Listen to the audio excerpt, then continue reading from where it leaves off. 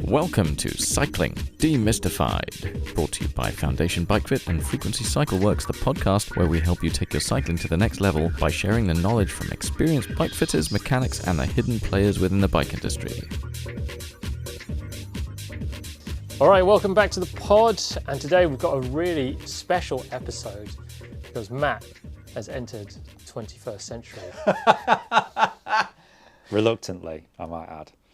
But admittedly so. But I have, yeah. Yes, Matt has finally made it into modern cycling. And how did we do that? It was all because of Ev. I waxed his chain. Without my consent, I might add. Really? Yeah. Non-consensual chain Non-consensual chain waxing. I was like, you're having it. My It goodness. just appeared. And you rode it. You took it and You rode are it. on your Definitely new a bike. difference. Definitely a difference until... I felt the difference. He came rumbling into the studio. Or not rumbling, as the case may Yeah, so today we're going to talk about chain waxing. Ev's going to give us the lowdown, what it is, why you should do it. Actually, Matt's going to tell us why you should do it. be. Yeah. I don't even need to say anything now. Yeah, it's Just pretty like- trendy though, isn't it? It's trendy. Everyone's doing it. Yeah. It's like every now and again something comes along in the bike industry, or something comes back. Comes back. Like, you know, it's not a new thing, right? People have always done it. But Matt's going to tell us what are the advantages, or what have you noticed? So, well, Give us a story. I'm a natural born skeptic, right? I don't trust anyone or anything, really. And chain waxing was, I don't know, it just sounds like snake oil, doesn't it? It does. Admittedly, it does. It sounds like, it's too good to be true. People bounce around all these like random numbers that they've made up about how many watts you're going to save. Yeah. I ain't saving no watts. There's no watts to save. But what made you... What made me do it? Yeah. Well, Ev just did it, didn't he? Well, what made you change your mind? So what made me change my mind? A few things. First thing, it's quite clean. Quite like that.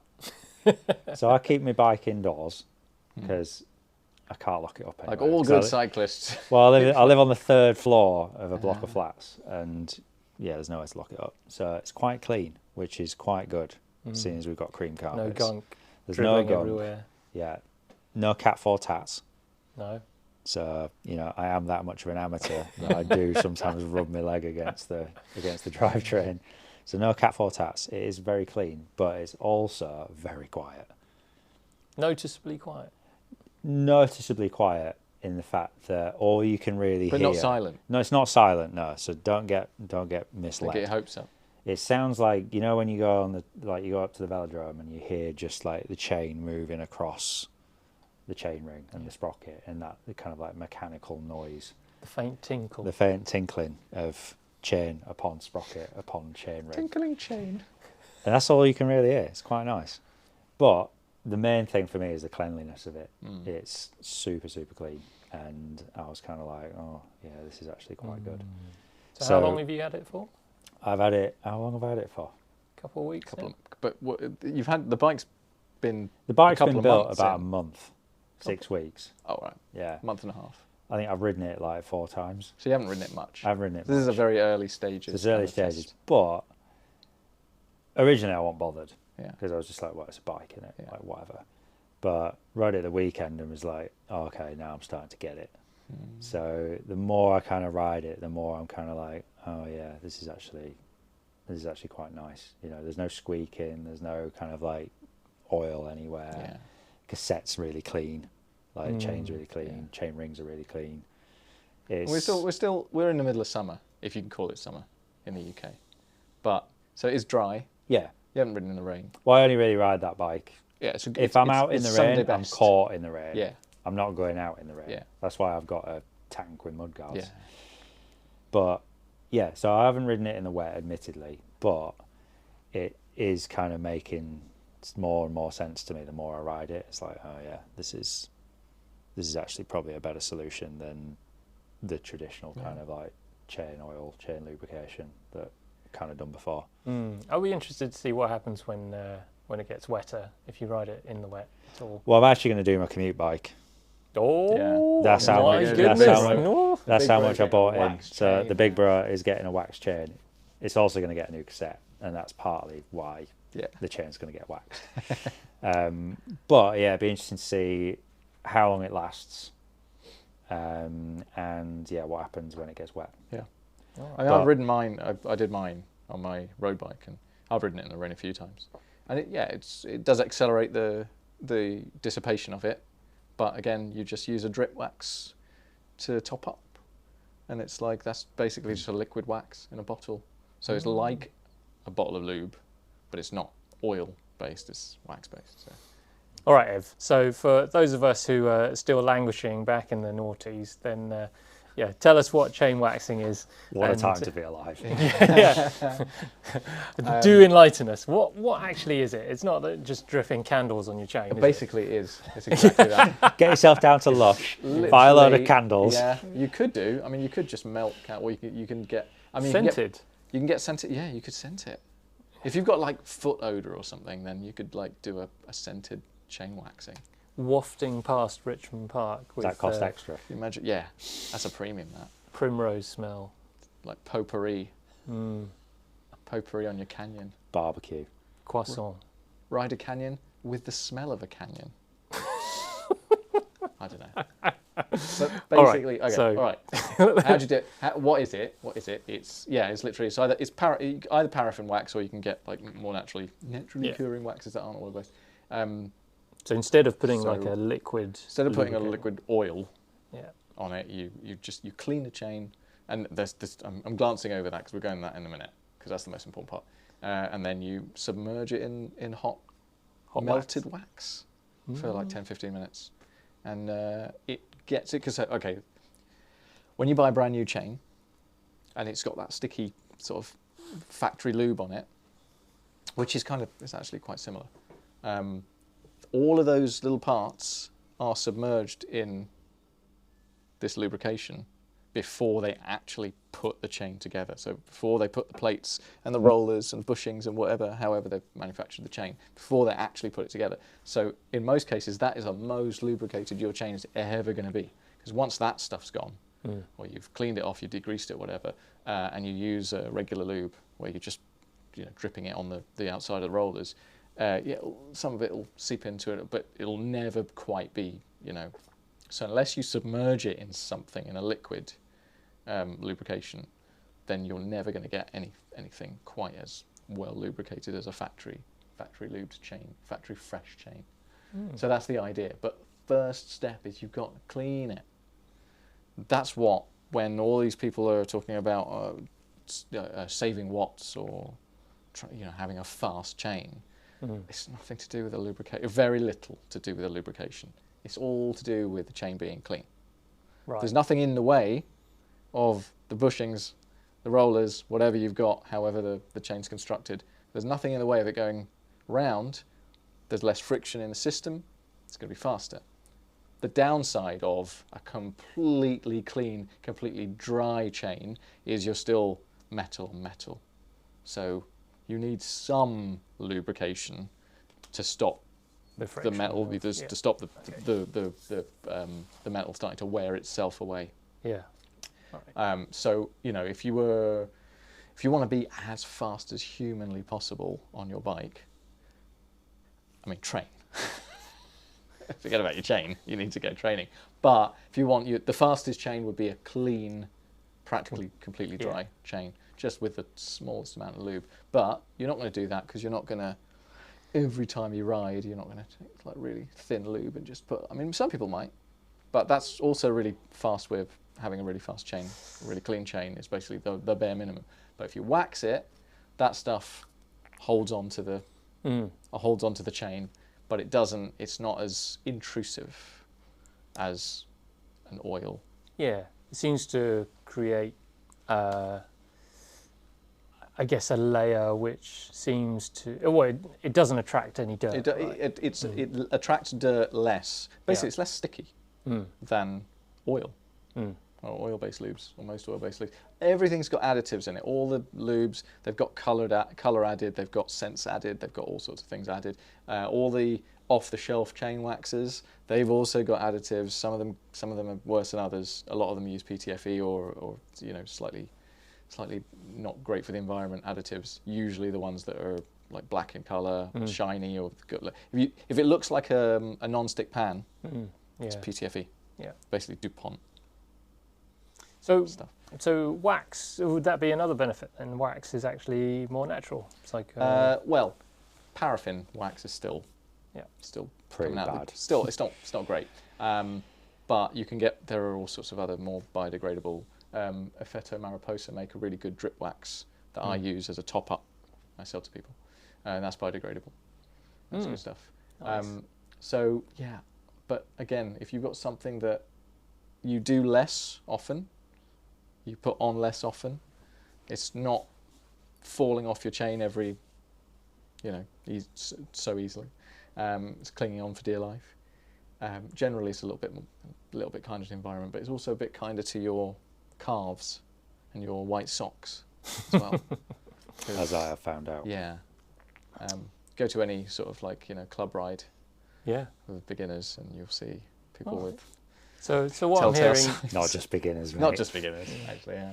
so what I'm hearing is that it may be a little bit faster, it's cleaner, it lasts well, and it will maybe maintenance is better too, because if it's not kind of attracting so much dirt and grit and so on, then it won't wear everything out so much. So if you've got any kind of additive, any kind of lubricant on your chain that is attracting dirt, and when you're out, obviously it's going to get road grime, it's going to get all sorts of things. You get a sort of magnetic effect as well from your chain on metal contact and friction and stuff like that. It attracts grime.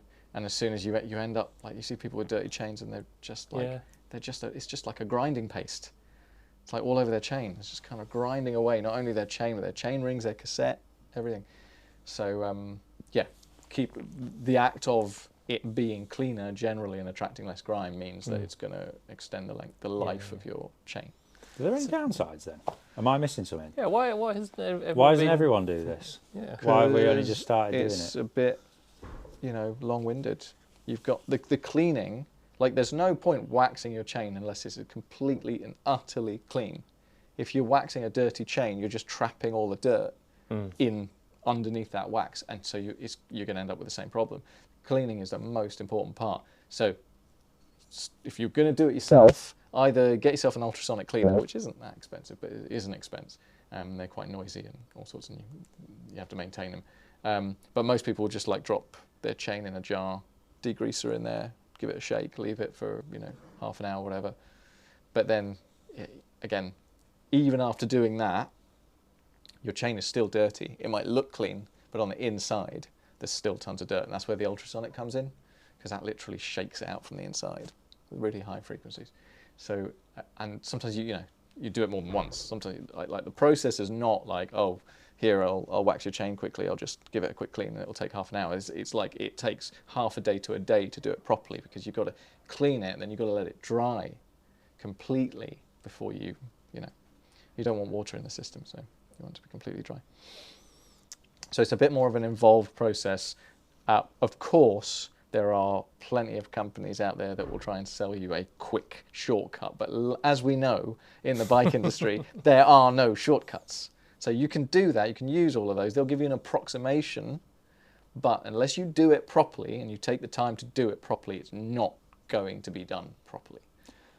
So would we say that if we're going to think about waxing our chains, it might be worth waiting until it's time to replace a chain, or doing it on a new chain, maybe do it rather than trying to clean? Yeah, especially if you're existing going to one. do it yourself. Like, so some companies have got these systems where they'll basically give you a formula that's like a degreaser as well as and it's all in one, and supposedly it's going to degrease the chain and wax it all at the same time. I'm here to tell you that's not the case. They can market it all they want, they can talk about it all they want, but where's that factory grease going? You got degreaser and wax in the same. Yeah. No, it's just a big melting pot of crap. No, you need to get rid of the old stuff, the factory stuff, and it needs to be completely clean and dry before it even touches anything that's going to you know, you're going to submerge it in, Yeah. and then Okay. And I've seen people like getting crock pots and dropping their chains into this crock pot full of hot wax. Yeah. Is it as simple as that? You Yep. just kind of, once you clean your chain, Yep. you dump it in and you leave it to, I don't know, brew on. yeah, you leave it to seep in.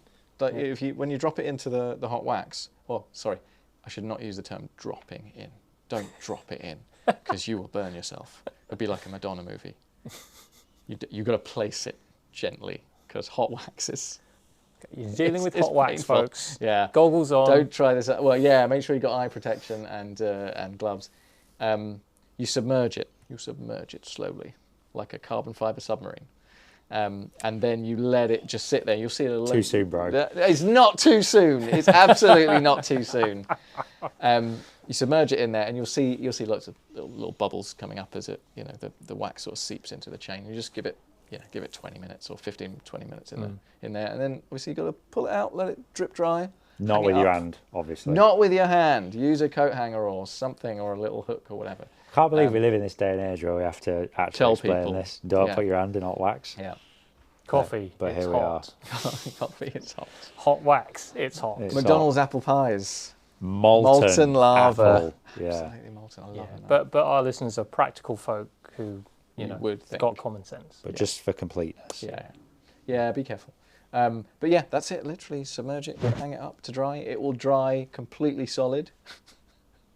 It'll be like a lightsaber. And then you've got to break it all up. You've got to use you've actually got to like Like you've starched your white shirt basically a bit yeah, too much on the washing line, yeah, and it's gone all absolutely. Yeah, it's gone all stiff. solid, and then you've got to break it all up, and then you've got to put it on, and you've got to be aware that there's cold, hardened wax on there, so it's going to be a bit of a palaver getting it back on, getting it to But that's normal. That's normal, and you just have to run it through, and you can sort of you can scratch some of the wax off that's sort of extraneous and got in the way, and then just run it over the drivetrain, run it through the drivetrain loads, get it to heat up a little bit. The friction heats it up and starts to melt that wax, and it kind of then it will do its job. So I was saying to Matt the other day, don't index your gears immediately after sticking a waxed chain on. Right. Like just leave it alone. It'll get better. But the first 10 minutes or so, you've got to really run it through. But yeah, it's a really That's good it. way of doing it. And then you just forget about it. You just ride your bike, Yeah. and then give it sort of like 3 weeks of riding, or whatever, and then maybe top it up with a little drip wax. Yeah. So If you don't need to put it back in the crock pot. You don't need to. I mean, they say maybe 400-500 kilometers worth of riding, and then you need to sort of do it again. Some people, if they're really serious about it, they'll wax like 2 or 3 chains, and then every month they'll swap the chain. Life's too short Yeah, for life that. is too short. Like just use some drip wax to top it up, and maybe 3 months later or something you could do it again. And again, depending on weather conditions, the amount you ride, all of this kind of stuff. But generally, it's just it's low maintenance once you've done that hard bit, the time-consuming bit. Then you just put it on. You ride your bike. You don't if you need to wipe your chain down for any reason, you went through like some mud or whatever. You just take a dry rag and just like run it through. You don't have to spray it with degreaser again and keep trying to degrease it. Or anything. Yeah. You just Do you think it would work for mountain biking? I think so. I mean, I'm going to try it. Yeah. I mean, I've used it before for off-road. Yeah. But again, there's loads of other stuff that your chain's going to attract, whether it's like sand and stuff like that. Yeah. There's not really much you can do about sand and grit and things like that. Yeah. But yeah, you have to try it. Just go out there and give it a go. I was going to ask, does it work better for cleaner disciplines of cycling? Shall we say? Probably yes. Like basically, I might be an idiot by doing my commuter bike. No, because you commute on it, so you're not doing off-road trails, right? True. So But I am riding through oil. yeah, but again, your chain's covered in wax, That's true. so the oil just bounces off. Quite like the idea of it. Are you going to join me in the 21st century? Well, I'd Since involve, I've got I'd a involve mechanic. riding, Yeah, you may as well. I'd involve riding your bike. I'm right wouldn't it? here. I think what we'll have to do is do my time trial bike.